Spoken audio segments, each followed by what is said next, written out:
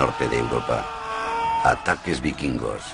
Saqueaban, mataban indiscriminadamente y con cada ataque crecía su historia. Fue como si se hubiesen abierto las puertas del infierno.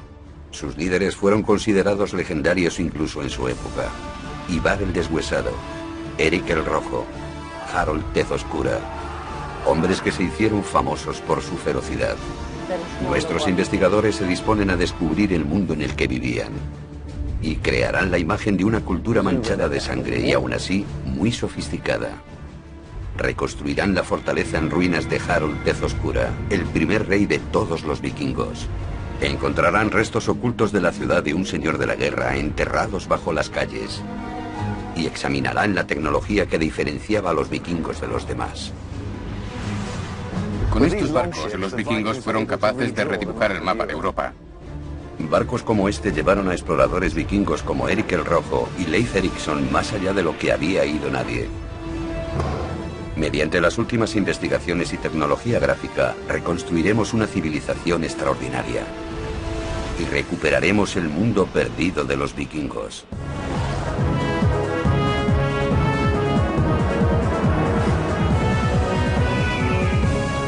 Mundos perdidos. Los vikingos. Asesinos, bandidos, bárbaros, paganos. A pesar de que la cultura vikinga desapareció hace más de 1000 años, su fama perdura. Los investigadores Jonathan Foyle y Elena Hamerow pretenden descubrir la verdad sobre estos extraordinarios guerreros y el mundo del que procedían. Elena Hamerow es arqueóloga de la Universidad de Oxford y estudia las culturas europeas antiguas. Uno de los grandes misterios de este periodo es por qué aparecieron los vikingos cuando lo hicieron. ¿Qué los llevó a atacar y colonizar de aquella forma? Jonathan Foyle es historiador arquitectónico. Estudia los edificios como un medio para comprender las culturas que los crearon. Parte de la experiencia vikinga es vivir con los 4 elementos: la tierra, el fuego, el viento y el agua. Dependían mucho de ellos. Los historiadores ponen una fecha concreta al inicio de la campaña de terror vikinga, el 793 de nuestra era. Comenzó con un acto de sacrilegio devastador.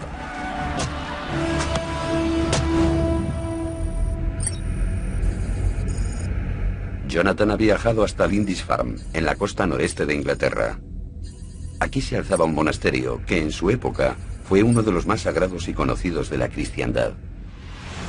Tenemos la imagen de los vikingos como piratas salvajes sedientos de sangre. Y esa mala fama nació aquí, en Lindisfarne. Lo que hicieron los vikingos aquí se supo rápidamente por toda Europa. Richard Oram lo explica. Este fue el primer ataque contra un núcleo importante. Aquí se desató el infierno por primera vez y psicológicamente fue lo que llevó a la gente a creer que llegaba el apocalipsis. El ataque fue por sorpresa. La primera vez que se supo de los vikingos fue cuando sus barcos aparecieron en el horizonte. Y para los monjes del monasterio, la mera idea de que su santuario fuese atacado era impensable. Pero como Jonathan ha descubierto, está claro que los vikingos sabían exactamente lo que hacían. ¿Qué querían los vikingos? El botín. Todas las riquezas como joyas y piedras preciosas. Pero también buscaban esclavos. Los esclavos eran mercancía de lujo. El monasterio era famoso por sus reliquias y tesoros. Su única protección era la fe. La creencia de que nadie profanaría un lugar sagrado. No tenían defensas, era un monasterio. ¿Pero tenían una muralla o algo que rodeara al monasterio? ¿Algo así?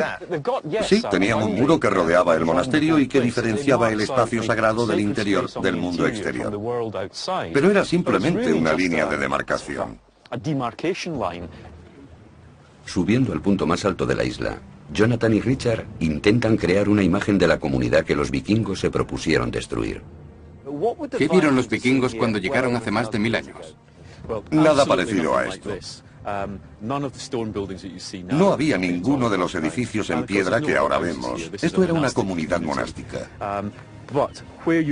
Pero donde ahora está la parroquia y la iglesia prioral, se encontraban los edificios que saquearon los vikingos.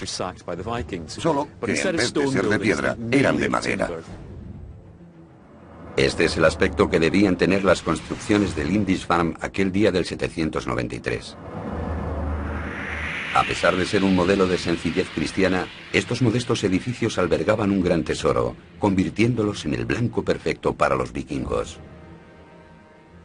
Este lugar estaba mal defendido y hecho de material inflamable, por lo que a los vikingos no debió costarles mucho arrasar a los 3 o 4 barcos cargados de hombres armados con hachas. Por supuesto que no. No había nada que les opusiera resistencia, y si su intención era destruirlo, podían borrarlo fácilmente de la faz de la tierra. Los ataques vikingos eran rápidos.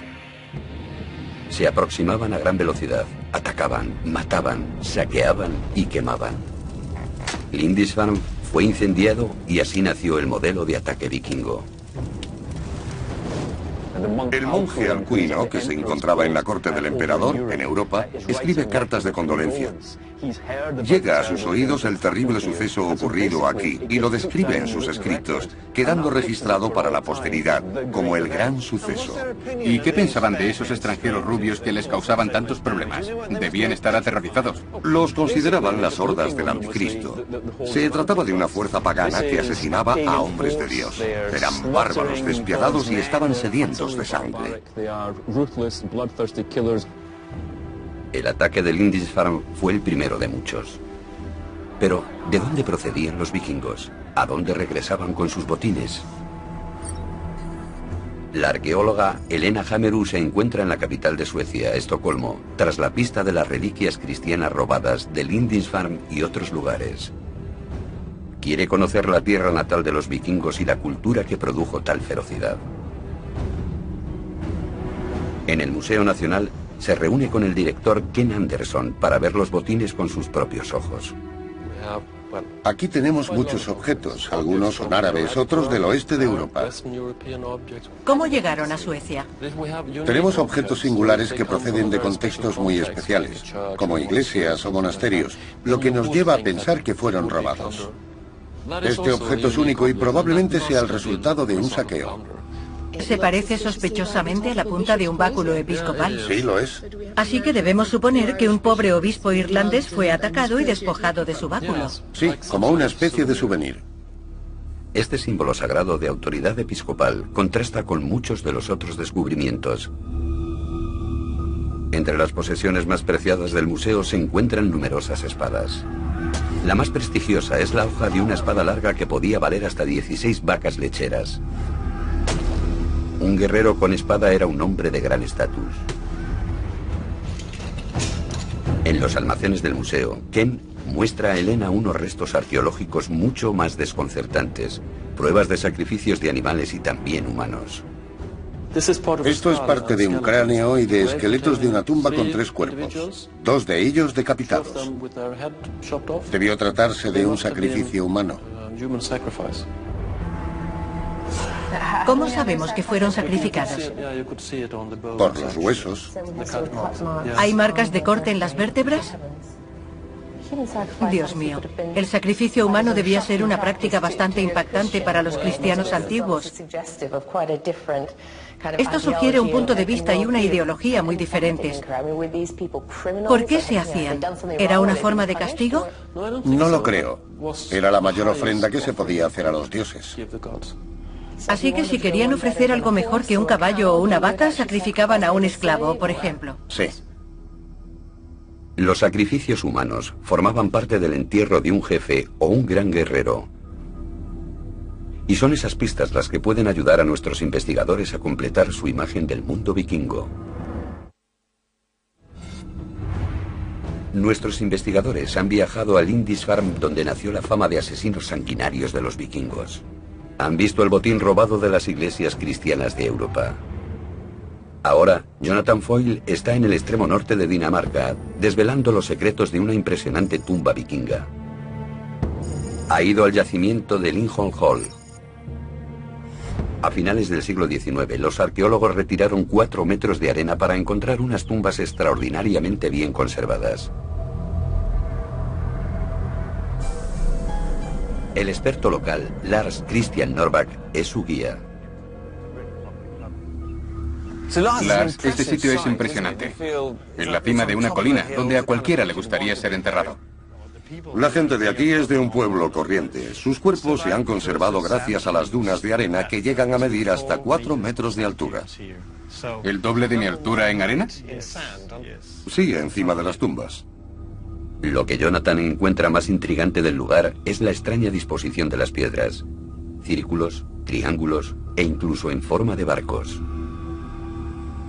A primera vista, estas piedras parecen estar desordenadas, pero resulta ser todo lo contrario, ¿verdad? El triángulo representa a un hombre, el círculo a una mujer. Los barcos también son hombres, y lo sabemos por los objetos que tenían en las tumbas. Estas piedras representan un barco de gran tamaño. Si me enterraran aquí no ocuparía mucho espacio. No, serías incinerado y ocuparías mucho menos que ahora. La clásica pira funeraria vikinga era una plataforma de madera con 4 postes sobre la que se colocaba el cuerpo. Debajo disponían ramas y hojarasca y se sellaba con tablones. La estructura estaba diseñada para arder con un calor intenso. Tras la cremación, los restos del cadáver y las ofrendas a los dioses eran enterradas entre las piedras que rodeaban la tumba. De vuelta en Estocolmo, Elena examina algunas de las ofrendas que se han encontrado en tumbas vikingas. Una de ellas es verdaderamente inesperada. ¿Qué más tenemos aquí? Tenemos algunos broches y un Buda. ¿Buda? Nunca habría esperado encontrar un Buda en Suecia. ¿Qué hace aquí? No, es un hallazgo bastante inusual. Probablemente fue creado en el norte de la India y sería comprado. En las tumbas vikingas se han encontrado objetos de tierras tan lejanas como Norteamérica y el norte de la India. Y dado que no existen pruebas históricas de que los vikingos atacaran ninguna de las dos zonas, se cree que llegaron a Escandinavia a través del comercio. Al parecer, la red comercial vikinga se extendía por todo el mundo. Y sugiere que eran mucho más sofisticados de lo que se piensa. Para averiguar algo más, Elena Hamerow se dirige a la isla de Björkö, a los restos de la ciudad vikinga de Birka. Hace 1200 años era un floreciente puerto de la costa báltica. Elena se une a Björn Ambrosiani, director del proyecto Birka y uno de los principales expertos en cultura vikinga. Esta zona tiene un clima húmedo. Las casas de madera de la ciudad que se alzaba aquí se pudrieron hace mucho tiempo, pero cubrieron un área equivalente a 30 campos de fútbol. A través de los indicios arqueológicos que quedan, Björn ha reconstruido una de ellas. Este es el almacén o el taller. Aquí dentro está la zona habitable, donde había una hoguera en el suelo y bancos para dormir y trabajar en los meses de invierno. ¿Cuánta gente vivía en una casa como esta? De 6 a 8 personas. A pesar de la modesta apariencia, estas casas estaban recubiertas de lana, pieles y tela, lo que permitía a sus ocupantes soportar temperaturas por debajo de los 0 grados. Los objetos encontrados en Birka también muestran un aspecto olvidado del pueblo vikingo, su habilidad artesana. ¿Qué tipo de restos hay del forjado del bronce? ¿Qué habéis encontrado? Tenemos unas 25.000 piezas como esta. Aquí tenemos un trozo de arcilla con dibujos que probablemente se utilizó para hacer 1 o 2 bonitos broches de bronce para la ropa de una mujer. El número de moldes de bronces y objetos encontrados en Birka sugieren que la joyería no solo se hacía para uso local, sino que se comerciaba con ella. Las rutas comerciales desde Birka pasaban por el este a Rusia y Europa. Incluso llegaban hasta Oriente Próximo, India y China. Birka era un centro internacional. La prosperidad de la gente de Birka conllevaba algunos problemas. Obviamente necesitaban defenderse. Aquí hay 2 grandes terraplenes con un espacio en medio. ¿Qué es? Son las murallas de la ciudad. Y esta es una de las puertas sobre la que había una empalizada de madera. Aún quedan restos. Formaba parte de las defensas de la ciudad. Rodeaban un área de 450.000 metros cuadrados y su mera existencia apunta a la mayor equivocación que existe hoy sobre la cultura vikinga, ya que las murallas de Birka se construyeron para impedir la entrada a los que sus habitantes llamaban vikingos. Birka estaba muy bien defendida. ¿Sí? ¿Pero por qué necesitaban los vikingos defenderse de otros vikingos? Esta no es una ciudad vikinga, es de la época vikinga. Los vikingos son piratas del mar que atacaban las ciudades costeras. El nombre vikingo se ha asociado a toda una civilización, pero ese nombre solo se aplica a los actos de unos pocos. Hacer el vikingo significaba asaltar. Así que no debemos considerar vikingos a los habitantes de Birka, que eran comerciantes y gente pacífica. Los vikingos eran su élite militar, piratas parecidos a los mafiosos. Así es. Como el centro comercial más próspero e importante de Escandinavia, Birka estaba bien defendida y permaneció segura durante 200 años. Rechazó ataque tras ataque. Su declive llegó lentamente. El nivel del mar bajó y el puerto se hizo innavegable. Los barcos que la habían convertido en un gran centro comercial ya no podían llegar hasta ella. Birka fue abandonada. Nuestros investigadores están en Escandinavia en busca del mundo perdido de los vikingos. Han visitado la ciudad comercial de Birka y han descubierto que los verdaderos vikingos eran bandas de asaltantes parecidas a la mafia, que solo eran un pequeño porcentaje de la población escandinava. Las acciones de unos pocos definieron la forma en que la historia recordaría a toda una población. Ahora, nuestros investigadores examinan la tecnología que hizo posible la era vikinga, el drakkar o barco vikingo. Estas naves revolucionarias llevaron a los exploradores vikingos más al este de lo que cualquier otro europeo hubiese llegado antes.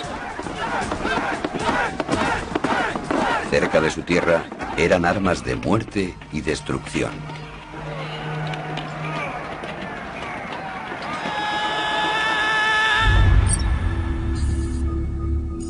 Jonathan Foyle está en Noruega, en el Museo Naval Vikingo de Oslo. Ha venido a ver el barco de Oseberg, descubierto bajo un montículo funerario en 1903. Tiene 1100 años de antigüedad y se encuentra intacto en un 90%. Es de vital importancia para los arqueólogos, ya que es el barco vikingo más antiguo encontrado con mástil. Añadiendo mástil y velas a lo que en principio eran barcos de remos, los vikingos doblaron su velocidad de 9 km/h a casi 20 km/h. También se abrió ante ellos la posibilidad de largos viajes por mar. Para averiguar cómo fue construido el mástil, Jonathan visita a Bjarte Arset en el taller del museo. Bjarte es uno de los principales especialistas noruegos en talla vikinga de madera. Estudia la tecnología del mástil y por qué fue tan revolucionario. ¿Qué es eso de ahí? Eso es el mastfisk. Mastfisk. Sí. El mástil para las velas. Sí. Es la maqueta de un mástil. Sí, está a escala 1:4. ¿Y esto va aquí? Sí. Luego va esto para fijarlo. Ya veo. Lo has encajado para que no se mueva. Exacto. El mástil pez, así llamado por su forma de cola de pez, sujetaba el mástil. Su propósito era ayudar a distribuir el empuje del viento uniformemente a lo largo del barco. Eso evitaba que el mástil se partiera con vientos fuertes. El hecho de que fuera extraíble permitía a los barcos vikingos pasar bajo los puentes y otros obstáculos que impedían el paso a las naves de mástil fijo. Pero pilotar estos barcos requería una gran habilidad. En el Oseberg, Knut Pase, experto en drakkar vikingos, nos lo explica. ¿A qué altura del casco se encontraba el nivel del agua? Extiende el brazo formando un ángulo de 90 grados. Aproximadamente hasta ahí. Así que si la embarcación se escoraba más de 9 grados se hundía. Solo permitía un mínimo margen de balanceo. Incluso después de 1100 años, se puede apreciar la habilidad del constructor. Está increíblemente bien conservado y el hierro no se oxida. ¿Estos remaches son los originales? Sí. Los remaches son de una mezcla natural de minerales de hierro que no se oxida. Pero obviamente, el material más importante era la madera del casco. Está hecho íntegramente de roble. ¿Cuántos árboles se necesitan para un barco de este tamaño? Unos 80. 80 árboles. Una gran inversión, ¿no es así? Sí, debió ser muy caro. ¿Y cuántos había en cada flota? Existen fuentes escritas que indican que entre 50 y 100 barcos. 80%. Son 8.000 árboles. Eso es deforestación. Utilizando robles que tardan hasta 150 años en crecer, los barcos vikingos cambiaron el paisaje local y la navegación para siempre. Hay mucho aire vikingo en estos barcos. Casi se les puede imaginar en alta mar. Pero cuando se ve de cerca un barco vikingo de hace más de 1000 años, se siente un profundo respeto por su industria, ingenio y determinación. La habilidad y determinación de los calafates resulta evidente en el Museo de Roskilde, Dinamarca. Elena ha venido para averiguar cómo el diseño revolucionario de los drakkar vikingos cambió su mundo. Está con Ture Mule, un carpintero de ribera que los construye usando la técnica y los métodos vikingos. ¿Las herramientas que usa se parecen a las que utilizaban los vikingos? Intentamos trabajar con herramientas lo más parecidas a las encontradas en las excavaciones. A veces no conseguimos todas las herramientas de las que encontramos marcas en los barcos. ¿Se conoce el sistema de medidas utilizado en la época de los vikingos? No, existen muchas teorías, pero en la construcción de barcos la repiten una y otra vez. Así que se basaban en ciertos parámetros. ¿Cuánto tiempo se tarda en construir un barco como este en el que estás trabajando? Lo hemos hecho 5 hombres en 4 años y medio. Probablemente ellos empleaban a más hombres. Un equipo más grande. Sí. Cada barco requería un gran despliegue de hombres y recursos. En el museo hay varios barcos vikingos descubiertos en el fiordo local en la década de 1960. Nos permiten conocer más aspectos del diseño que define a su cultura. Junto con Anton Ingler, director del museo, Elena examina un corte transversal de un barco de la época vikinga. La culminación de esta tradición naval fueron los drakkar. Décadas de experimentación y experiencia dieron lugar a un diseño casi perfecto. Así que esto es un verdadero drakkar vikingo utilizado para hacer cumplir la ley. Sí, un gran buque de guerra escandinavo. Todos los barcos vikingos, incluyendo los buques de guerra, comparten características claves. En primer lugar, la quilla y las cuadernas eran fijadas a los postes de proa y popa y a sus postes. Costillas reforzadas soportaban una cubierta en cuyo centro se alzaba el mástil pez. Las tablas del forro, llamadas tracas, se traslapaban verticalmente y se unían con remaches. Con solo 3,5 metros de ancho, este barco medía 30 metros de eslora. En la fase final se añadían escudos, remos, timón, mástil, jarcias y vela. El buque de guerra transportaba entre 70 y 80 vikingos, 60 de los cuales remaban a la vez. Su poco calado le permitía llegar hasta casi cualquier parte. Este barco tenía un calado inferior a 1 metro, lo que le permitía navegar por cualquier río europeo. Eran barcos increíblemente flexibles, en el sentido de que se podían surcar océanos con ellos, costear e incluso navegar tierra adentro. Podrían considerarse buques anfibios. Esta flexibilidad era clave para su éxito y permitía a los vikingos atacar desde los ríos ciudades apartadas de la costa. Elena quería saber cómo era la vida a bordo. Anton le muestra una de las réplicas construidas. Me he fijado en que no parece contar con muchas comodidades. Hay muy poco espacio y nada de privacidad para los 60, 70 u 80 hombres que iban a bordo. ¿Qué hay de la comida y la bebida? ¿Dónde almacenaban las provisiones? Como se puede ver, hay muy poco espacio en el barco, y en su mayoría estaba lleno de lastre. Así que si querían transportar suficientes armas, apenas podían llevar comida y agua. En 2 semanas se quedaban sin nada. Así que cada 2 semanas tenían que reabastecerse. Así es. A pesar de la falta de espacio, Estos barcos eran perfectos para la exploración y los líderes vikingos como Erik el Rojo y Leif Erikson aprovechaban su fuerza para recorrer grandes distancias. Su alcance, velocidad y maniobrabilidad daban a sus tripulantes vikingos una clara ventaja sobre sus enemigos. Y hacia el siglo IX pasaron de asaltantes a invasores. En el 866, Ivar el Deshuesado llevó a su ejército hasta Inglaterra, donde su sed de sangre y su crueldad se hicieron legendarias. Nuestros investigadores han explorado la ciudad vikinga de Birka, que prosperó gracias a las rutas comerciales del Báltico, y han comprobado cómo el diseño de los barcos vikingos les dio ventaja sobre el resto de Europa. Ahora, Jonathan Foyle se encuentra en las Islas Británicas, donde los asaltantes se convirtieron en invasores y colonos. Este cambio radical difundiría el modo de vida vikingo por toda Europa. En el año 865, el caudillo Ivar el Deshuesado hizo avanzar a sus hombres. Su objetivo era York, la rica capital de Northumbria, un reino al noreste de Inglaterra. Jonathan se encuentra en la ciudad para intentar comprender lo que suponía saber que se aproximaba a un gran ejército. En 866, toda una flota de barcos vikingos fue divisada en el río Ouse. Regresaban 70 años después de su primer ataque a Lindisfarne, porque las reglas del juego habían cambiado. La flota no había venido solo a arrasar la ciudad, había venido a conquistarla. La carnicería fue despiadada. York fue arrasada y conquistada, y muchos de sus habitantes fueron asesinados en sus calles, pero la crueldad no acabó aquí. Ila era uno de los reyes rivales de Northumbria, y su capital era York.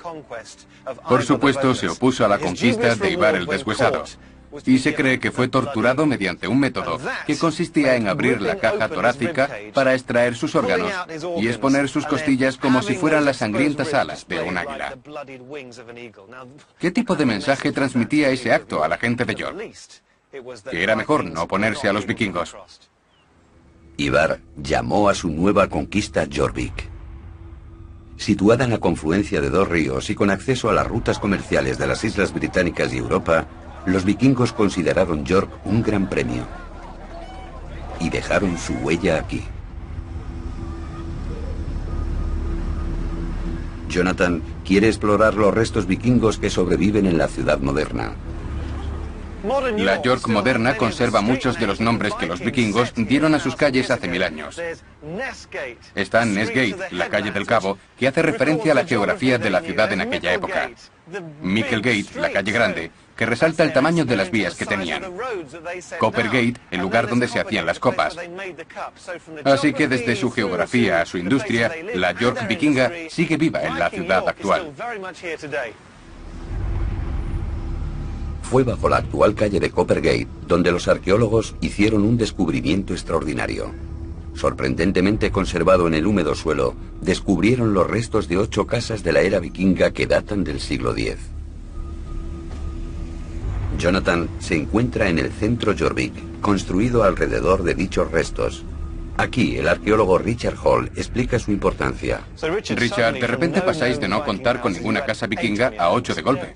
Sí, es muy emocionante. Y lo más importante es que están muy bien conservadas. No se conoce nada parecido. Los arqueólogos solían encontrar restos de edificios, pero lo que tenemos aquí son construcciones casi completas. En algunos sitios incluso alcanzan los 2 metros de altura. Las maderas conservadas en el suelo nos dan una pista de cómo se construyeron los edificios. Primero, se excavaba un sótano de unos 2 metros de profundidad y se forraba con tablas de roble. A continuación, se instalaban en el suelo, a intervalos regulares, unos soportes verticales de roble. Estos sostenían las vigas que conformaban la primera parte de la estructura superior. Pero Richard, no veo juntas ni estacas. ¿Cómo se unían? El edificio se mantiene en pie gracias a la presión. No hay clavos ni estacas, solo la presión de una tabla contra la otra. No hay fijaciones metálicas. Eso es. A veces se pueden apreciar las marcas de las herramientas e incluso agujeros hechos por las polillas. Y en la parte de arriba se observa un pequeño hueco en medio de la viga. Creemos que había otra viga similar al otro lado, y entre las dos soportaban el peso de la planta superior. Es una construcción muy inteligente y sencilla. Esta planta subterránea era ingeniosa. Requería menos materiales de construcción y añadía fuerza a la estructura. Desde la plataforma del suelo se alzaban soportes de roble y al final se añadían las paredes de tablas y el tejado de paja. A partir de los restos de las casas, podemos revelar el aspecto que debía tener Coppergate durante el periodo vikingo. Las casas estaban distribuidas a lo largo de la calle y bajo ellas, los sótanos convertidos en talleres suministraban los productos necesarios de esta próspera ciudad y centro comercial. El singular entorno húmedo de Coppergate también ha revelado miles de objetos. Cada uno es una ventana abierta al mundo de los vikingos. Richard, estas son las estrellas de la colección. Estos objetos representan algunas de las cosas más extraordinarias. Por ejemplo, este zapato de la época vikinga. Está muy bien confeccionado. ¿Estas son marcas de los pies del individuo que lo llevó? Se pueden ver los callos y los juanetes que tenía. Esto parece el mango de un bastón. En realidad, cuando uno come, esto es lo que sale por el otro lado. Son cosas extrañas que los arqueólogos coleccionan. Pero esto nos da información sobre lo que comían. Así es como conocemos la dieta vikinga. Encontramos cuencos de madera como este en Coppergate. Comían en ellos. Eran maestros de la madera, ¿no es así? Esto está hecho de asta. Era el plástico de la época vikinga. No desperdiciaban nada. No, utilizaban sus materias primas de todas las formas posibles y las aprovechaban al máximo.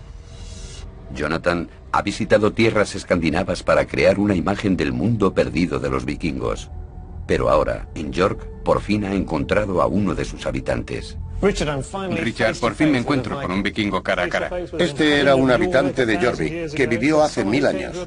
Tuvo un final difícil porque si se estudia el esqueleto con atención, se ve que hay muchas marcas causadas por hojas. En general, creemos que fue víctima de una batalla.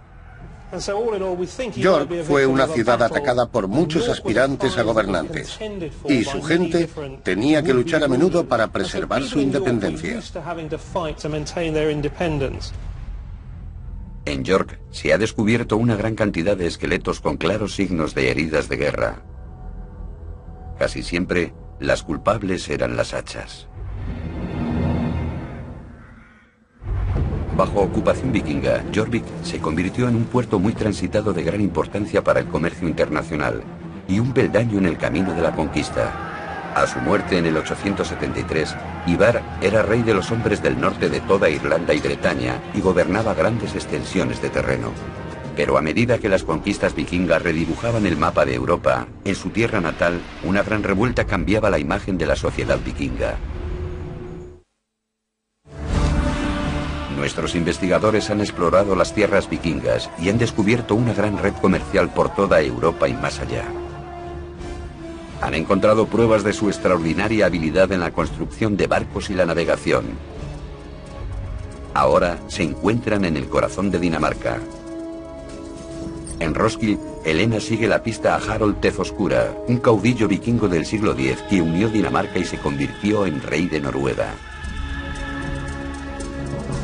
Harold era el típico vikingo, alto, fuerte y curtido en combate. Pero también era un hombre con conflictos internos. A pesar de sus raíces paganas, Harold se convirtió al cristianismo. Para llevar a cabo su visión de una Dinamarca unida y cristiana, ordenó la construcción de una serie de campamentos circulares conocidos como fortalezas de anillo para someter a las tribus vikingas en guerra.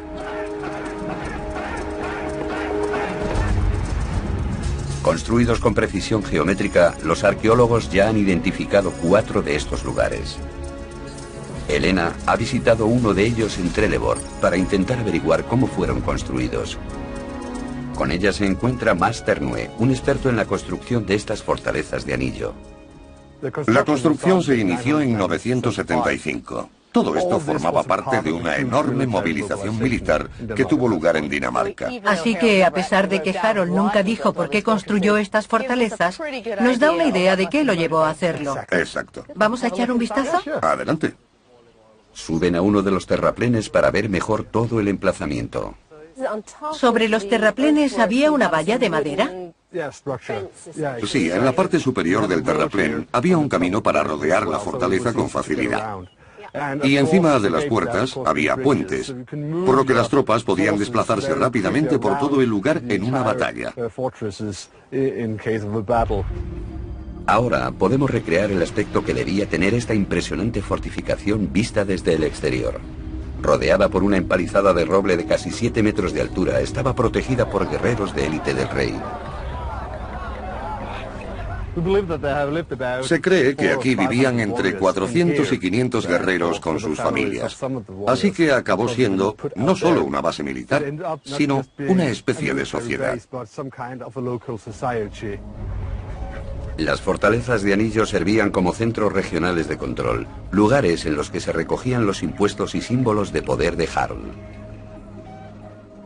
Al parecer, había granjeros que suministraban comida a los soldados.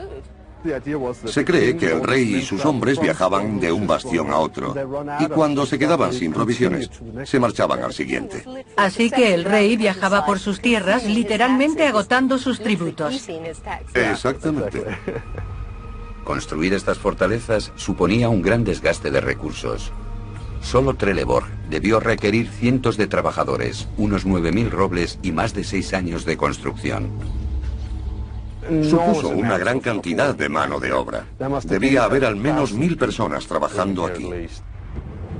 La muralla era un anillo de 135 metros de diámetro y 7 de alto, y estaba rodeada por un foso de 4 metros de profundidad lleno de estacas afiladas. Sobre él se alzaba una empalizada y un camino de ronda. Había 4 entradas y convergían en el centro, creando un atrevido símbolo arquitectónico que representaba el cristianismo de Harold, una cruz gigantesca. Solo una persona podía verlo, Dios desde el cielo.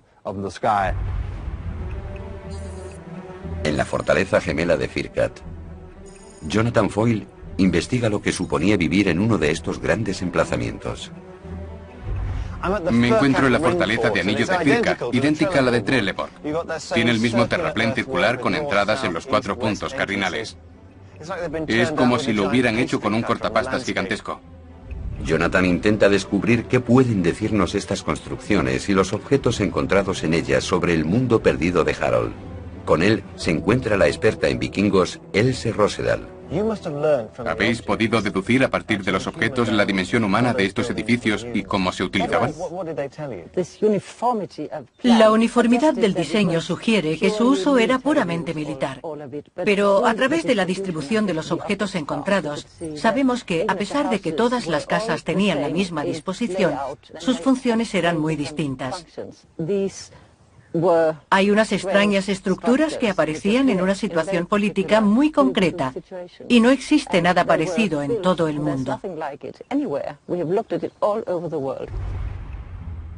A partir de los descubrimientos de Firkat, los arqueólogos han podido reconstruir el aspecto de las casas que una vez ocuparon estas fortalezas. 30 metros de longitud por 8 de anchura y rodeadas por más de 50 postes de carga inclinados, eran el centro neurálgico de la vida en la fortaleza. Mediante la reconstrucción de una de esas casas en Firkat, los arqueólogos han averiguado que su construcción requería tanto esfuerzo y experiencia como los barcos vikingos. Pero aún quedan cuestiones sin resolver sobre los motivos de su diseño singular. Estoy curioseando sobre este mundo vikingo y me siento sobrecogido por estos maderos que forman una especie de tienda. Solo se puede ver madera u oscuridad. Está hecha de roble sólido. Todos los postes están clavados al suelo. Dominaban todas las artes relacionadas con la madera, como sabemos por sus barcos. ¿Por qué está curvada la pared? Existen varias teorías, y una de ellas es que intenta imitar un barco, pero no es probable que sea por eso. Podría ser para dejar más espacio alrededor del fuego. Dentro, Jonathan se hace una idea de cómo era la vida en estas grandes salas. No sé si es cosa mía, pero yo me acercaría al fuego todo lo posible. ¿Refleja eso su uso pasado? Entre las cosas buenas de los grandes salones estaban las actuaciones poéticas. También había acróbatas y cosas así. Reconstruyendo la fortaleza como debía ser durante el reinado de Harold Tez Oscura, podemos ver que Firkat era una construcción monumental diseñada para la guerra. Pero también era el centro neurálgico de los obreros y la sociedad vikinga en tiempos de paz. Aún así, las fortalezas no duraron mucho y apenas sobrevivieron al hombre que ordenó su construcción. Los vikingos rebeldes paganos, dirigidos por su propio hijo, se alzaron contra Harold y asediaron su fortaleza sagrada. Su hijo, Sven Forkbeard, inició una revuelta y fue asesinado. Después de aquello, el nuevo régimen no quería tener nada que ver con estas fortalezas y fueron abandonadas. Así que, en realidad, son fracasos, pero unos fracasos espléndidos. Eres la última persona a la que esperaba oír decir que esto es un fracaso, con lo que lo quieres.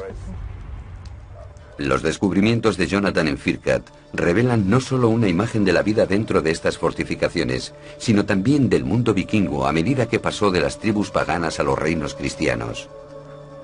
En solo 2 siglos y medio, la civilización vikinga recorrió un largo camino.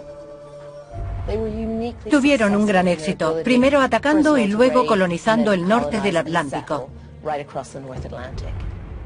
Este éxito llevó a los descendientes de Harold a gobernar un imperio que incluía a Inglaterra, Noruega y Dinamarca, hasta conquistar y asentarse por toda Europa y más allá. Nuestros investigadores han descubierto que la influencia vikinga comenzó con la violencia de partidas de asalto y se vio reforzada por el comercio, que fue posible gracias a su habilidad y dominio del mar. Siguiendo las pistas que dejaron, han descubierto que el mundo vikingo no ha desaparecido. Su capacidad para adaptarse y evolucionar hizo que se amoldaran a una cultura más versátil y nueva. La suya fue una civilización en constante cambio, impulsada por tecnologías revolucionarias, regida por la riqueza y durante 300 años por la expansión de un imperio que sigue siendo visible en muchas ciudades actuales. Este ha sido el mundo perdido de los vikingos. Acompáñeme en un épico viaje por tierra, mar y aire para averiguar quién descubrió realmente Norteamérica. Voy a seguir la leyenda de 2 exploradores vikingos, Eric el Rojo y Leif el Afortunado. ¿Estos navegantes pioneros podrían haber cruzado el Atlántico 500 años antes que Colón? Para averiguarlo, navegaré en un barco vikingo en Alemania. Exploraré unas ruinas en Islandia. Recorreré los icebergs en Groenlandia y finalmente pisaré la costa del Nuevo Mundo. Buscamos la verdad y llegaremos al límite para conseguirlo. En cualquier momento esto podría girar y lanzarme al agua. Venid a por mí.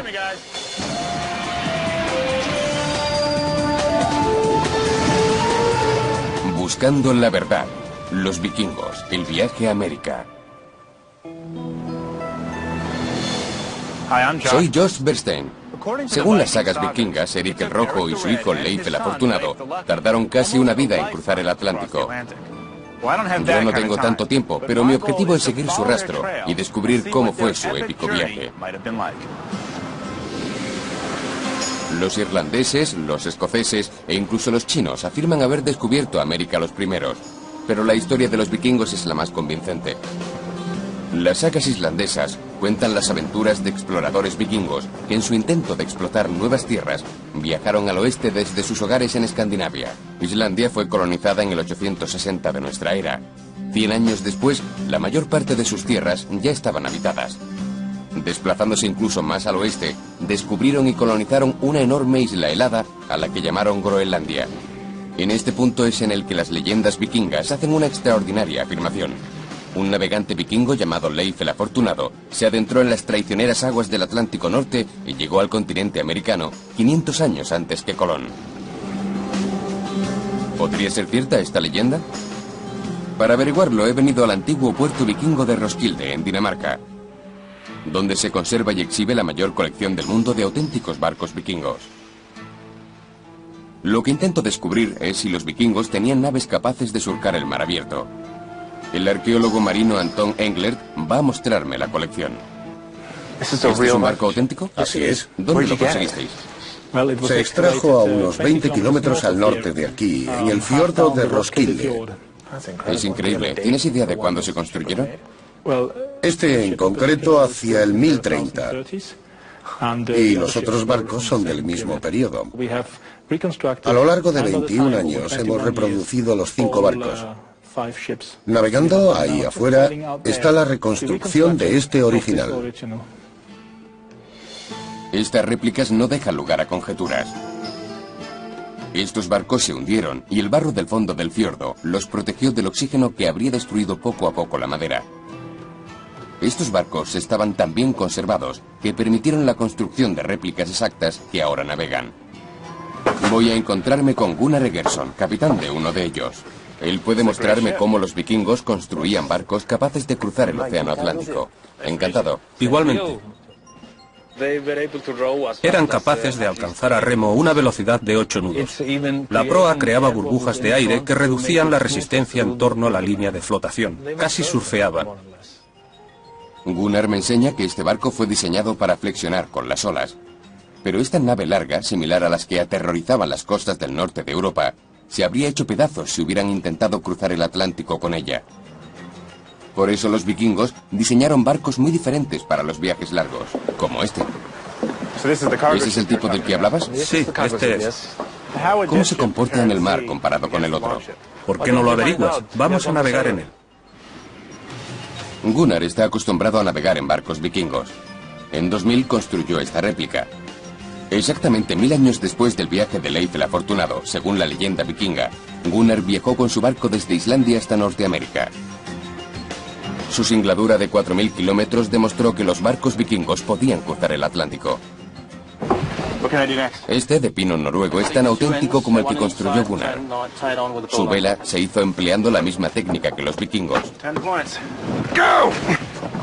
Paños de lana cuadrados, unidos y tratados con una resina parecida al alquitrán. Tiene una superficie de 90 metros cuadrados y pesa más de media tonelada. La vida en un barco vikingo exigía gran esfuerzo físico. Este cabestrante era la única ayuda mecánica a bordo. La fuerza bruta era obligatoria. Ahí está. ¿Hay alguna diferencia entre lo que acabamos de hacer y lo que hacían los vikingos hace 1000 años? No, Era igual. igual. La misma vela, el mismo barco, los mismos movimientos. Con buen viento, este barco puede alcanzar los 13 nudos, unos 24 kilómetros por hora. Fue diseñado para llevar 24 toneladas de carga y solo necesita 8 tripulantes. Pero Gunnar es más que un hábil marinero de barcos vikingos. Sorprendentemente, hace unos cuantos años, supo que es descendiente directo de Erik el Rojo y Leif Erikson. El abuelo de Leif Erikson era mi tatara 30 veces más abuelo. Entonces tenéis datos que se remontan hasta entonces. Así es. Ahora vamos a virar contra el viento. En la época de los vikingos, navegar contra el viento era un logro revolucionario. Tenían que rotar la vela y hacer una serie de viradas en zigzag. A pesar de ser un trabajo muy duro, les permitía avanzar incluso si el viento soplaba directamente de frente. Recoge el cabo de proa.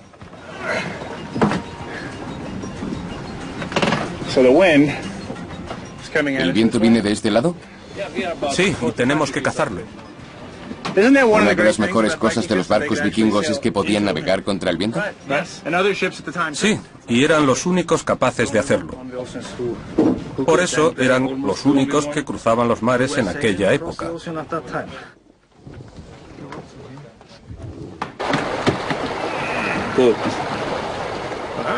Estamos girando.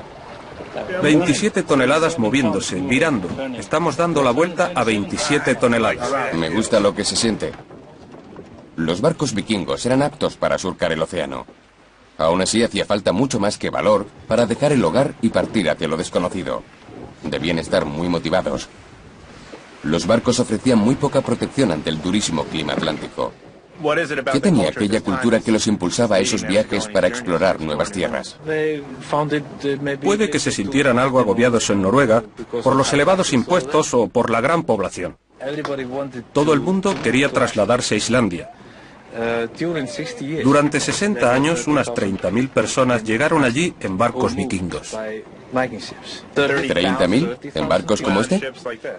Sí. No sabemos cuántos barcos hicieron el viaje desde Escandinavia hasta Islandia, pero para transportar a 30.000 personas debieron ser muchísimos. Los vikingos intentaban navegar costeando, pero para cruzar el Atlántico debieron abandonar la seguridad de las costas y mantener el rumbo a mar abierto. Gunnar me cuenta que el compás magnético no empezó a utilizarse en Europa hasta 200 años después. Así que, ¿cómo lo hicieron? Se lo pregunto a Gunnar. ¿Cómo navegaban los vikingos por zonas desconocidas? Se guiaban por el entorno. Los pájaros, las olas, las nubes, las corrientes, el viento, las estrellas, la luna. Gunnar habla por experiencia. Él mismo cruzó el Atlántico sin la ayuda de tecnología moderna, guiándose por elementos como la dirección del viento, la presencia de ballenas y aves marinas, e incluso el tipo de algas que flotaban en la superficie. Hay quien cree que los vikingos conocían la relación entre el sol y la latitud. Este disco de madera encontrado en un yacimiento vikingo de Groenlandia podría ser un compás solar, un instrumento que se utilizaba para indicar si un barco mantenía el rumbo. Lo sea o no, con buen viento, un capitán vikingo podía cubrir los 1000 kilómetros hasta Islandia en 4 o 5 días. ¿Qué me dices de Erik el Rojo, tu tatarabuelo? ¿Por qué se marchó de Noruega? Era una especie de gángster y podría decirse que fue expulsado.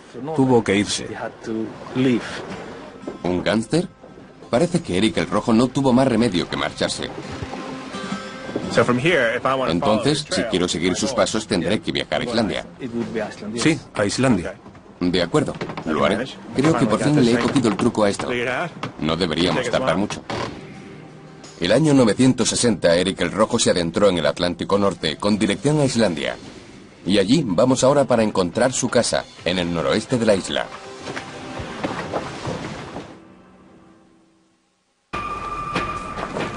Estoy siguiendo los pasos del navegante vikingo Erik el Rojo, que partió de su hogar escandinavo y abrió una ruta por el Atlántico hace 1000 años, 500 antes que Cristóbal Colón. En Dinamarca he navegado en un barco vikingo y he conocido que contaban con la tecnología necesaria para surcar miles de kilómetros por el océano. También he conocido a un marino vikingo cuyo color de pelo encajaba con su temperamento, Erik el Rojo. Expulsado de su patria en 982, partió hacia Islandia para empezar una nueva vida, y allí voy a seguir su rastro. Islandia es una isla grande, casi del tamaño de Cuba, pero gran parte del interior no es habitable. Incluso hoy la mayoría de la gente sigue viviendo en la costa. La historia de la vida de Erik está recogida en las sagas islandesas, una colección única y valiosa de historias orales que revelan muchos datos sobre la gente que se asentó aquí hace unos 1200 años. Voy a reunirme con un experto en las sagas en el mismo lugar en el que se supone que vivió Erik el Rojo, a unos 160 kilómetros al norte de la capital, Reykjavik. ¿Es posible que una historia oral con 1000 años de antigüedad sea geográficamente precisa?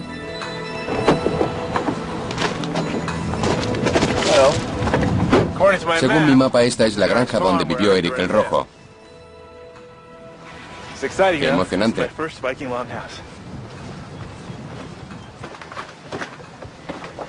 Gisli Sigurdsson, de la Universidad de Islandia, ha pasado toda su carrera estudiando las sagas islandesas.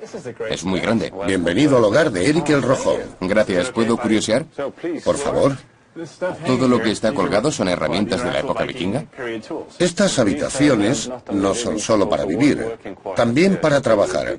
La gente solía hacer muchas cosas aquí dentro. ¿Y estas armas? ¿Es esto una espada vikinga? Sí, todas son réplicas exactas. ¿Y esto es un casco vikingo? Sí. Por desgracia no tenemos muchos en los museos arqueológicos. pero sí lo suficientes para demostrar que no tenían cuernos. ¿No tenían cuernos? Creo que fueron las óperas de Wagner las que introdujeron la idea de los cascos con cuernos en nuestra cultura. Entonces es un mito. ¿No llevaban cascos con cuernos? No, eran cascos como este o de cuero. Esta sería una versión muy elaborada de lo que solían llevar. ¿Es difícil de poner? ¿Parezco un vikingo? Puede que no sea de tu talla. Necesitarías uno más grande, creo. Sí, pero capto la idea. Esto es un casco de combate. Efectivamente. Esta casa es muy cómoda. Es cálida. Puede que el ambiente esté un poco cargado, pero es cálida a pesar del frío exterior. En este tipo de casas dormían de 20 a 30 personas. ¿20 o 30 dormían en esta habitación? Sí. ¿Qué hay del exterior? Me he dado cuenta de que es todo tierra. ¿Puedes mostrarme desde dentro cómo se hacía? Sí, en la cocina tenemos una bonita pared. Vamos a verla. Gisli me cuenta que esta casa de 18 metros de largo y 6 metros de ancho era típica de la época. La madera escaseaba y se utilizaba únicamente para construir la estructura. Los vikingos hacían gran uso de la hierba para el exterior. Con casi 2 metros de espesor, era un excelente aislante los gélidos inviernos. En cuanto se cierra la puerta y se enciende un fuego, se está muy a gusto dentro. ¿Lo hacemos? Podríamos sentarnos al fuego y seguir hablando sobre los vikingos. Te contaré unas cuantas sagas. Estupendo. Me han dicho que eres el hombre de las sagas. Es mi trabajo. Háblame de las sagas. ¿Qué podemos deducir a partir de ellas? Contiene multitud de pruebas sobre los vikingos y los asentamientos en Islandia. Las sagas tienen su origen en los siglos XIII y XIV. Gisli cuenta que las sagas no fueron escritas por testigos presenciales. Más bien se trata de transcripciones de relatos orales sobre hechos importantes ocurridos unos 200 años antes. ¿Qué dicen las sagas concretamente sobre Eric el Rojo? Hay una con su nombre y otra llamada Saga de los Groenlandeses. Las sagas cuentan que Eric llegó a esta zona y se casó con la hija de un agricultor local. Él le dio tierras en este valle donde Eric construyó su granja. Las sagas cuentan, y lo confirma la arqueología, que esta tierra tiene el mismo nombre y los objetos encontrados corresponden a ese periodo. Así es, por lo que tenemos pruebas narrativas de que Eric llegó a esta zona. Y aquí es donde el relato dice que construyó su granja. Las sagas parecen ser notablemente precisas. Los arqueólogos han sido capaces de demostrar que esta no es solo una zona en la que Eric construyó su granja, sino que los restos de muros encontrados bajo esta reconstrucción son las ruinas de su casa. Pero Gisli me explica que Eric no recibió los mejores terrenos cuando se casó con la hija del granjero. Se encontraban en el límite de la propiedad familiar y muy cerca de una granja vecina. No pasó mucho tiempo antes de que Eric sufriera las consecuencias de una violenta disputa por las tierras. De nuevo fue declarado proscrito. Así que es condenado. ¿Qué sucede después? Tiene que marcharse rápidamente. Salir del país antes de que vayan a por él. ¿Para matarlo? Sí. Eric ya había sido expulsado de sus tierras en Escandinavia, por lo que no tenía más opción que seguir navegando hacia el oeste. Había rumores de que un marino había divisado tierra al desviarse de su rumbo. Sin otro sitio al que ir, Eric decidió encontrar y establecerse en esa nueva tierra. Convenció a algunos familiares y amigos para que lo acompañaran, con la promesa de que se harían ricos comerciando con sus recursos naturales. Eric el Rojo partió hacia Groenlandia con más de 20 barcos y un gran número de personas que no sabían a dónde iban. Yo no voy en barco sino en avión, pero me emociona ir a Groenlandia. Incluso hoy no es fácil llegar a la remota zona suroeste de Groenlandia. Me llevará 3 días, 4 aviones, 2 helicópteros y un barco. Una vez allí buscaré pruebas de que Eric y sus seguidores convirtieron esta fría e inhóspita tierra en su hogar.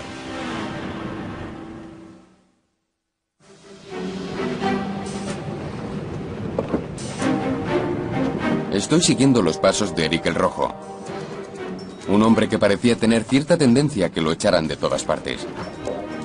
En el año 985, bajo la pena de muerte, dejó su hogar en Islandia y decidió fundar una nueva colonia en la enorme tierra helada que se encontraba al oeste, Groenlandia.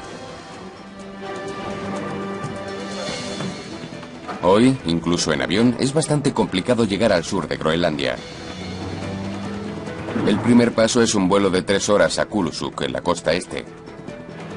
Desde el relativamente cálido y seguro avión, puedo contemplar el mar helado, lleno de icebergs. El viaje de Eric debió ser muy peligroso y probablemente exigió una mezcla de determinación, habilidad y suerte.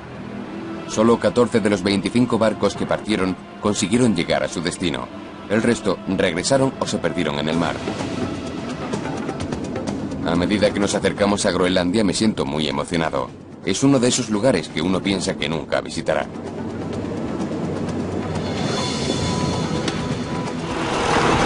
Así que esto es Groenlandia.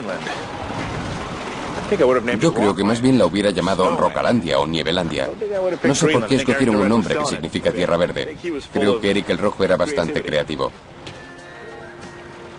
Pero este lugar está muy lejos de mi destino. Aún tengo que atravesar más de 1600 kilómetros de hielo y nieve. Este diminuto aeropuerto es solo un escalón hacia la costa oriental, mucho más poblada. He volado desde Reykjavik hasta Kulusuk y ahora tengo que bordear el círculo polar hasta Nuuk, la capital. Luego tomaré otro avión hacia el sur, donde se estableció Eric el Rojo. Pero aún hay más, mucho más. Groenlandia es enorme. Tiene unos 2.200.000 kilómetros cuadrados, 4 veces el tamaño de Francia. Toda esta tierra está habitada por tan solo 55.000 personas. Aquí abajo se estableció Eric el Rojo. ¿Por qué? Es algo que voy a averiguar cuando llegue. En cuanto despegamos, estamos sobre glaciares y llanuras de hielo que cubren la mayor parte de esta enorme isla. Si todo esto se derritiera, el nivel del mar subiría casi 6 metros en todo el mundo. Después de otras 3 horas, el hielo da paso a las rocas y por fin llegamos a Nuuk, la capital. Tras una breve parada, subo a otro avión más pequeño rumbo al sur. Pero ahora tengo compañía. Voy a embarcar en el vuelo de Narsarsuaq. El experto que me acompaña en este viaje es Caroline Paulsen. Vamos a ver el asentamiento de Eric el Rojo. Caroline vino aquí desde Dinamarca para estudiar los asentamientos vikingos y va a ser mi guía en Groenlandia. Tenemos este pequeño avión solo para nosotros y volamos hacia el sur. Desde Nuuk recorreremos unos 650 kilómetros hasta Narsarsuaq, la zona que escogió Eric para establecerse. A medida que nos acercamos a nuestro destino, Caroline me explica que la zona que sobrevolamos se llama Eriksfjord. Esta es la tierra en la que se establecieron Eric y sus seguidores por primera vez. Como puedes ver, estas tierras son mucho más verdes y fértiles. ¿Así que Groenlandia es verde? Sí, puede serlo. Fantástico. Viajamos en un gran avión para llegar a Nuuk y ahora en uno diminuto para venir aquí. Y ahora en un helicóptero. No, ¿en serio? Hasta Qaqatok. ¿Por qué no? Uno más y listo. Pero no es un simple helicóptero, es un Sikorsky. Ya casi hemos llegado, solo un helicóptero más y listo. Pero el viaje ha merecido la pena. El paisaje es impresionante. Incluso hoy, este es un lugar difícil donde vivir. No hay carreteras ni ferrocarriles.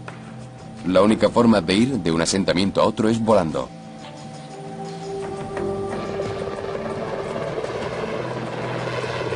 Por fin llegamos.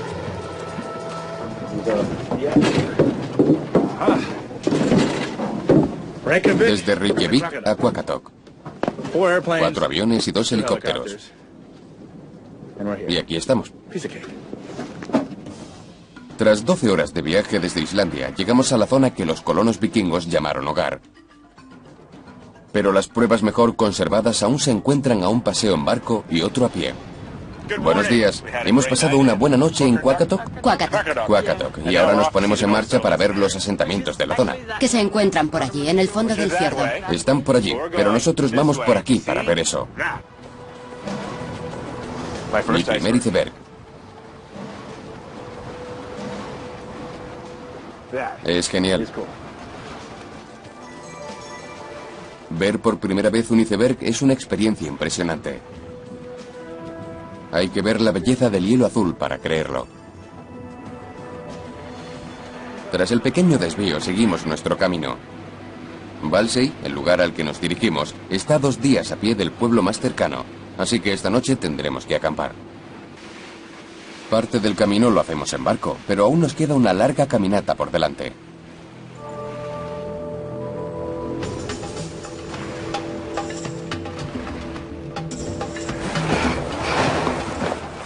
Mira eso. Llegó a la deriva. Que ese tronco esté en una isla donde no hay árboles es significativo, ¿no? Sí, podría proceder de Siberia, Canadá, Norteamérica, Europa. ¿Y si los colonos escandinavos hubieran encontrado algo así, lo habrían utilizado? Claro. ¿Qué hay de estos bichos locos? ¿Ya existían hace 1000 años? Probablemente sí. Cuando no hace viento y hace calor. Déjame ayudarte.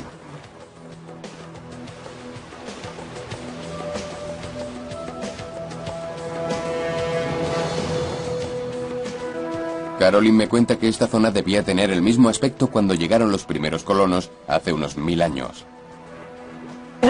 Esta es la zona central del asentamiento oriental. Es bastante grande y se pueden ver claramente los edificios. Vamos. Aunque la tierra es verde y exuberante, no hay suficiente llano para criar los animales traídos desde Islandia. Debían elegir el lugar cuidadosamente. Ahí la tenemos. La tierra llana. ¿Donde baja hacia el fiordo? Sí, es un terreno agrícola perfecto. Tardamos 3 horas en llegar a la ruina. Mientras caminamos, Caroline me cuenta que hay asentamientos vikingos repartidos por toda la zona. Pero el lugar al que me lleva es el último y mejor conservado. Ella participa en un trabajo arqueológico para descubrir cómo eran sus vidas y por qué desaparecieron misteriosamente. Estas eran las habitaciones. ¿Para qué se usaban cada una de ellas? Tenía diferentes fines. Una para dormir, otra para cocinar. ¿Para una sola familia? Sí, Es enorme. es muy grande. Este yacimiento y muchos otros han sido excavados y podemos hacernos una idea de cómo vivían los colonos. Tenían ganado para los productos lácteos y ovejas para obtener lana.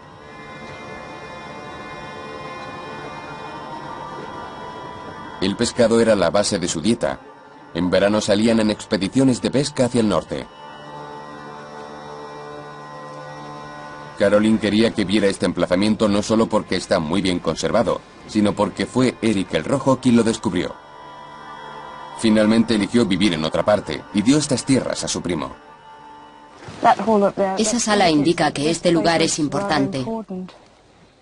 Solo 3 granjas en Groenlandia tienen una como esta. Eso indica que la persona que vivía aquí era Rica. rica, lo mismo que la iglesia. La iglesia de Walsey es uno de los edificios vikingos mejor conservados del mundo. Fue construida cuando los primeros misioneros cristianos vinieron a Groenlandia desde Escandinavia en el siglo XII, 200 años después de la llegada de Eric y los primeros colonos. Buena mampostería. El interior de la iglesia no está tan cuidado como el exterior. ¿Está mejor por fuera? Sí, es mucho mejor. Ya lo creo. No hicieron tan buen trabajo aquí. Eso de ahí, el altar, se encontraba probablemente bajo la ventana. ¿Ves la ventana de arco? Intenta imitar el estilo europeo. Se hizo con piedras sin labrar, por lo que debió ser muy difícil lograrlo. ¿Has dicho que eso es el altar? Sí. ¿Sigue siendo una iglesia? Sí, la gente puede casarse y ser bautizada aquí. ¿De verdad? Entonces debería quitarme esto. Lo siento. Caroline me cuenta que este último dato registrado fue una boda celebrada en esta iglesia en 1408, justo antes de que los colonos desaparecieran misteriosamente. Nadie sabe con seguridad por qué fue abandonado el asentamiento, pero Caroline tiene alguna teoría. Este es el último vestigio. ¿Alguna idea de lo que llevó a su declive? Cambios del clima, la dificultad de importar cosas. No llegaban barcos de Europa y nada con lo que comerciar. Volviendo a Eric el Rojo, ¿acaso recorrió toda la isla y decidió escoger un lugar más bonito? ¿Es ahí a dónde vamos? Sí. Después de cenar y pasar aquí la noche. Así es. De acuerdo. Los arqueólogos continúan debatiendo los motivos exactos por los que fue abandonado el asentamiento vikingo de Groenlandia.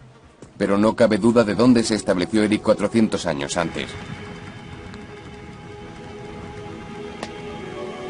Y ese lugar y época son uno de mis principales objetivos. Estamos disfrutando de la noche, aunque son las 11 y aún hay luz. ¿Eso es normal? Sí. El sol no se pone. No, en esta época del año. Es de noche y hemos encendido un fuego. Ahora vamos a dormir y mañana iremos a ver el lugar en el que se estableció Eric el Rojo. He oído que son las mejores tierras de la zona. Esperaremos a que el fuego se consuma un poco y nos iremos a dormir. Hasta mañana. Por la mañana veremos lo traicioneras que pueden llegar a ser las aguas de Groenlandia. Y sabremos cómo Eric y su hijo Leif se embarcaron en una peligrosa travesía por el Atlántico.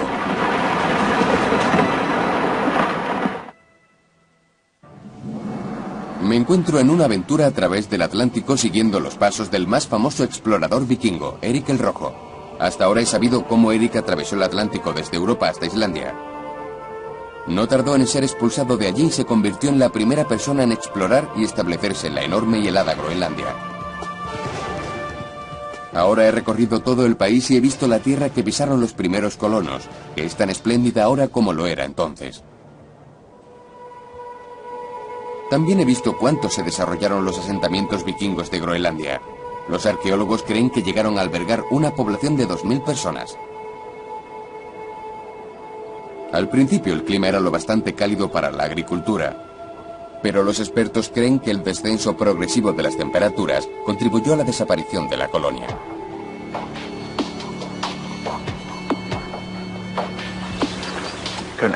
No se puede pedir una mañana más hermosa. Sabemos por las sagas de Groenlandia que unas 450 personas vivían en esta zona. Incluso sabemos dónde vivió el propio Eric el Rojo, y allí nos dirigimos. Sigamos nuestro camino. La zona que escogió Eric se encuentra a unos 30 kilómetros de donde acampamos. Se asentó en el siguiente fiordo que ahora lleva su nombre. Mientras caminamos, Caroline me cuenta que los asentamientos vikingos no fueron descubiertos hasta comienzos del siglo XX.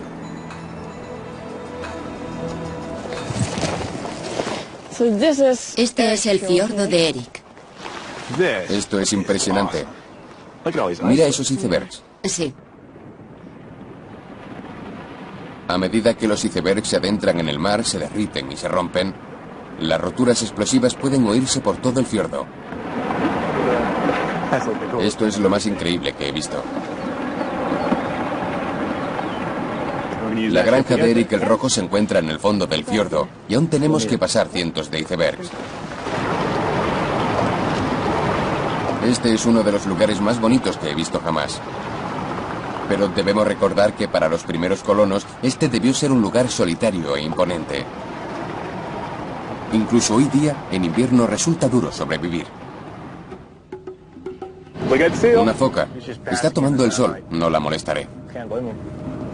Los vikingos cazaban focas, morsas y narvales. No solo para alimentarse, sino para comerciar. Sus pieles y los colmillos de marfil de los narvales eran muy cotizados en Europa. Pero cuando se introdujo el marfil de elefante, la demanda disminuyó, y con ella, una fuente de ingresos vital para los vikingos. Eso ha sido genial.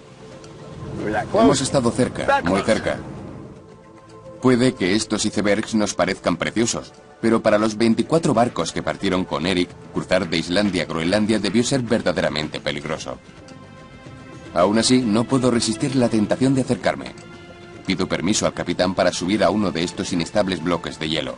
Dice que intentará encontrar uno plano para que pueda sostenerme, pero me advierte de que si caigo al agua, solo tendré unos minutos para volver al barco antes de congelarme. No es seguro acercarse a un iceberg. Podría implosionar o volcar en cualquier momento, lanzando enormes trozos de hielo por los aires.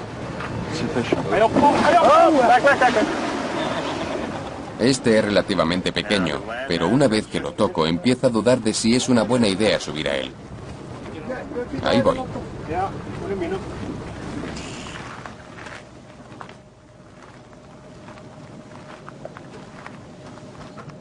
7/8 partes de la masa del iceberg están bajo la línea de flotación. En cualquier momento esto podría girar y lanzarme al agua. Venid a por mí. No era eso lo que quería oír. Vamos, ya he tenido suficiente de iceberg. Vale, de vuelta a bordo. Adelante. Host on board. Jolly good carry.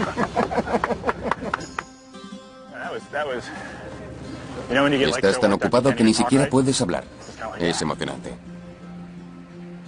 Ha sido una experiencia breve, pero ha merecido la pena. Me ha llevado 3 días y medio y media docena de vuelos llegar hasta aquí desde Islandia. Espero poder ver el lugar que Erik escogió para establecerse en esta inmensa y aislada isla, en el confín del mundo conocido. Hasta la década de 1930, estas ruinas no fueron identificadas como los restos de la granja de Erik el Rojo. Desde entonces se ha excavado por completo y una parte ha sido reconstruida. Para ser un proscrito exiliado, a Erik el Rojo le fue muy bien. Así es. De hecho, se ha examinado el suelo de la zona y es el mejor punto para la agricultura. ¿Tiene algo más de especial, además del suelo fértil, que le resultará ventajoso? Sí, está en el centro del asentamiento oriental y tiene un buen puerto. ¿Cómo fue? ¿Erik el Rojo llegó aquí y decidió que era el momento de establecerse y dedicarse a la familia? ¿O siguió comerciando y navegando? No, se asentó aquí con su familia. Leif, su hijo mayor, es mencionado en Islandia, pero sus otros 3 hijos nacieron aquí. Caroline me cuenta que la llegada de Erik coincidió con la introducción del cristianismo desde el continente europeo. Hay una historia sobre Erik que cuenta que convencieron a Torhilda, su esposa, para convertirse al cristianismo. Ella quería que se construyera una iglesia aquí, pero Erik lo rechazó. Por ello su esposa se negó a tener nada que ver con él. ¿Pretendía dejar de acostarse con él? Exacto, hasta que se hiciera la iglesia. Por eso Erik cogió una piedra y la lanzó todo lo lejos que pudo. En el lugar donde cayó construyeron la iglesia. Probablemente se parecía a esta, que es una reconstrucción. ¿Este es el aspecto que pudo tener? Vamos a entrar.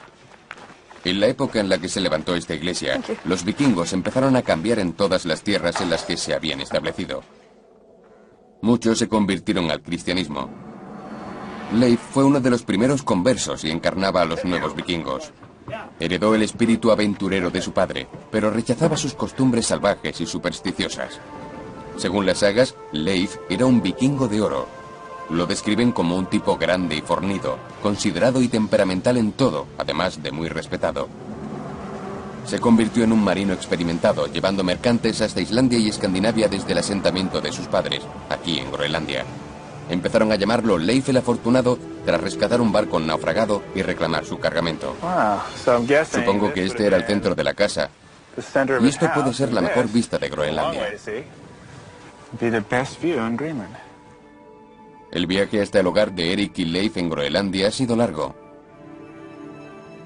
Entre las ruinas de la casa de Erik, averiguo que fue aquí donde terminó su épico viaje. Leif toma el relevo de su padre. Había oído rumores sobre unas tierras al oeste de aquí. Así que Erik se enteró de que había tierras al oeste. ¿Y qué decidió hacer? Era un entusiasta, así que compró un barco y convenció a otros 30 hombres para que lo siguieran. Así que si quiero seguir los pasos de Leif el Afortunado, ¿a dónde debería ir? A Terranova. Pues ahí voy a ir. En este punto de su épica historia, el padre deja paso al hijo. A partir de ahora será el viaje de Leif. El año 1001, Leif Erikson partió de este fiordo en un barco con otros 35 hombres, sin mapas, ni cartas de navegación, ni idea de hacia dónde se iban o qué encontrarían. ¿Realmente consiguió Leif el Afortunado llegar a América?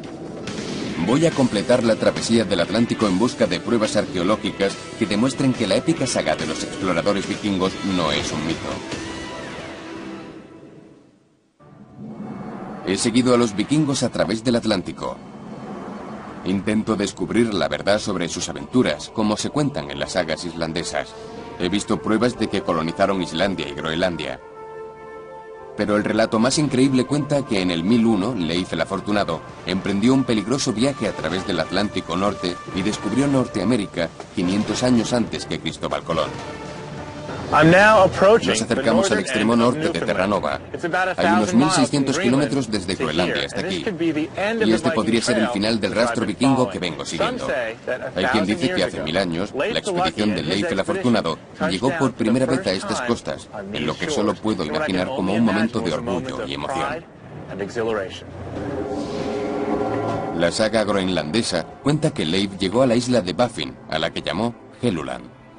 Se dirigió al sur, costeando la península de Labrador, que llamó Markland, y finalmente desembarcó en el extremo norte de Terranova, a la que llamó Vinland, porque afirmaban haber encontrado uvas en esta zona.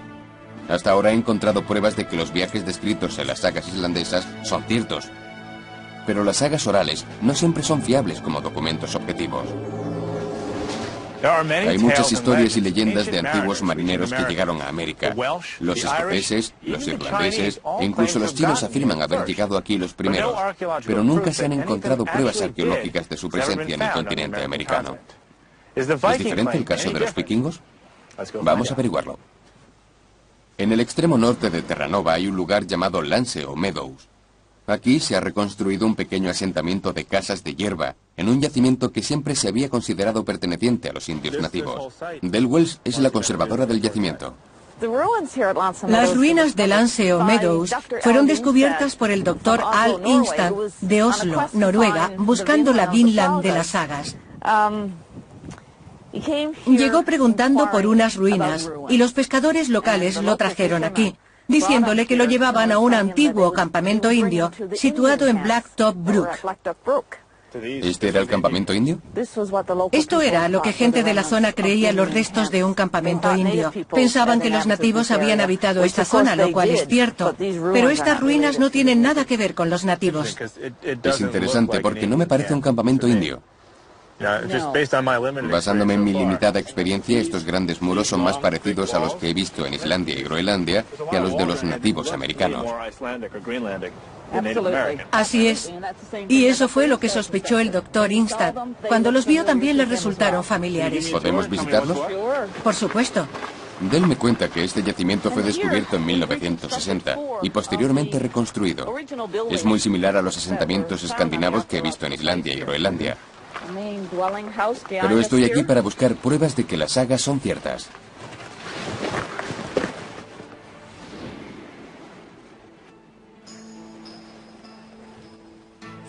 A partir de las pruebas arqueológicas, como la datación por carbono 14 que hemos hecho a los materiales encontrados en este yacimiento, tiene aproximadamente 1000 años. Entonces corresponde a la época en la que, según las sagas, vino Leif el Afortunado. Así es. Según las sagas, los viajes a Vinland empezaron alrededor del 998 o 1000, y este yacimiento se remonta aproximadamente al mismo periodo. ¿Qué tipo de pruebas han sido datadas? Muchos de los objetos de madera hallados aquí, elementos relacionados con la reparación de barcos y carbón utilizado en la producción de hierro. ¿Tenían hierro? Es el primer lugar de Norteamérica en el que se sabe que se hicieron trabajos en hierro. Lo fundían en un horno para crear un metal más maleable y lo utilizaban para hacer remaches o clavos para reparar los barcos. ¿Trabajaban el hierro las culturas nativas de esa época? En absoluto. Entonces podemos establecer una relación entre este lugar y otros asentamientos escandinavos. Sí. Las dimensiones del lugar y el empleo de hierro indican que eran nórdicos. ¿Qué más? Se han encontrado una serie de objetos relacionados con la cultura escandinava. Por ejemplo, se encontró un alfiler con cabeza de bronce que se utilizaba para sujetar la capa sobre los hombros. También se encontró un uso, un pequeño objeto redondo de esteatita que se colocaba en el extremo de una varilla para hilar la lana. ¿Es ese otro objeto típicamente escandinavo o islámico? Exactamente, pero hasta que no se terminaron los trabajos arqueológicos no se tuvo la evidencia definitiva. Las pruebas arqueológicas demuestran que un pueblo vikingo vivió en el nordeste del continente americano, que ahora forma parte de Canadá. ¿Pero exploraron las tierras hacia el sur, hasta lo que es hoy Estados Unidos? Los arqueólogos han buscado otros asentamientos vikingos, pero no han encontrado nada. La prueba de que exploraron el sur apareció tras un impresionante trabajo de investigación arqueológica. El nogal crece en el norte de Estados Unidos y el sur de Canadá. Nunca ha crecido tan al norte como donde se encuentra el asentamiento de Lance o Meadows. Encontramos nueces en el yacimiento arqueológico en el estrato escandinavo. ¿Y no crecían por aquí? No. ¿Nunca lo han hecho? No, nunca. Entonces alguien fue lo bastante al sur como para recolectarlas y traerlas. Los arqueólogos están convencidos de que estas nueces fueron traídas aquí por los vikingos. Fueron halladas en el mismo nivel de las ruinas, y no hay pruebas de que los vikingos comerciaran con los nativos en aquella época. Entonces este es su campamento base y utilizaban este punto para recorrer la zona. ¿Hasta dónde llegaron? Hasta la región del Golfo de San Lorenzo, al menos hasta New Brunswick. La nuez demuestra que exploraron las tierras hasta el sur de Canadá y probablemente el norte de Estados Unidos. También sabemos por las pruebas arqueológicas que los vikingos permanecieron aquí solo 2 o 3 años. ¿Pero por qué? Las materias que se llevaban con ellos a Groenlandia ya circulaban por las rutas comerciales europeas. Era un largo camino hasta aquí. Quizás no creyeron que mereciera la pena el esfuerzo de seguir viniendo. Ciertamente los vikingos tenían la tecnología y el valor de llegar a Norteamérica. Pero hace 1000 años les pareció que no había nada aquí que mereciera la pena llevarse a casa. Y se marcharon. Cualquier signo de su presencia en estas tierras desapareció hace casi 1000 años. De hecho, si las historias de Eric el Rojo y Leif el Afortunado no hubieran sido recogidas por las sagas, los arqueólogos nunca habrían buscado su rastro en el continente americano. Sin embargo, las pruebas son innegables. Un barco vikingo exploró la costa americana 500 años antes que Cristóbal Colón.